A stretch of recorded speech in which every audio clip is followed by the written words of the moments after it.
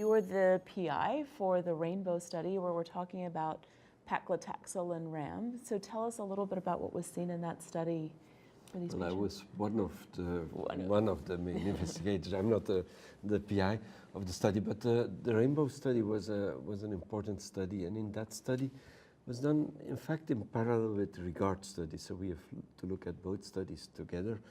The Rainbow study was a study where patients in second line were pre-treated with a doublet, a fluoropyrimidine plus a platinum, were then randomized between paclitaxel plus or minus ramucirumab. And the primary endpoint of the second line study was survival, and there was a clear survival benefit of median survival of more than 2 months difference and a nice hazard ratio. And in parallel with that, there was the REGARD study, a study led by Charlie Fuchs, which was a study, second line, best supportive care plus placebo versus best supportive care plus ramucirumab. And also this study with survival as primary endpoint led to a positive outcome. And so taking two studies together and looking also at the field of chemotherapy with cytotoxics, because previously we had seen that taxanes, as well paclitaxel, docetaxel, or irinotecan in the second line in fit patients, that they could lead to a benefit, a modest benefit, but there was some benefit if we select patients well.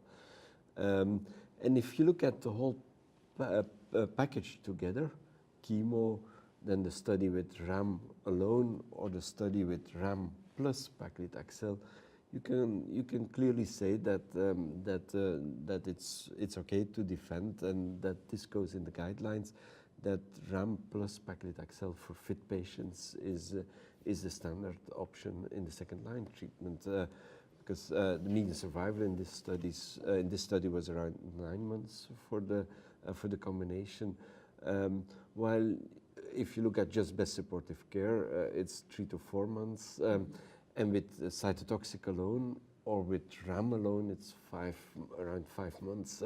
So it's gradually improved outcome. And this brings to, let's say, the concept that the words that we're used to use more in colorectal cancer, the continuum of care, the strategic thinking, first line, a doublet, eventually with trastuzumab, second line, paclitaxel, ramucirumab, and then in third line, if patients are still fit, irinotecan, or eventually, especially in Asia, or in a subgroup in the US, in Europe, no label yet, for checkpoint inhibitors in this situation in later lines. And I think this was so interesting because when we originally looked at anti-angiogenic agents, the Abagast study, we thought that maybe they don't work in the East, they mostly work in the West. But very interestingly, with Rainbow, showed benefit of adding ramucirumab to paclitaxel everywhere. Is that right? Yes, we enrolled 140 patients from Japan, and it showed a very clear benefit in PFS and response rate, nearly doubling. Overall survival result is a hazard ratio 0.88 in Japanese subgroup, because control arm showed very long survival, nearly 1 year. So, but still keeps a trend. Yeah. So our guideline accept this result. Also, Japanese regulatory authority approved ramucirumab, so this is the standard treatment in Japan.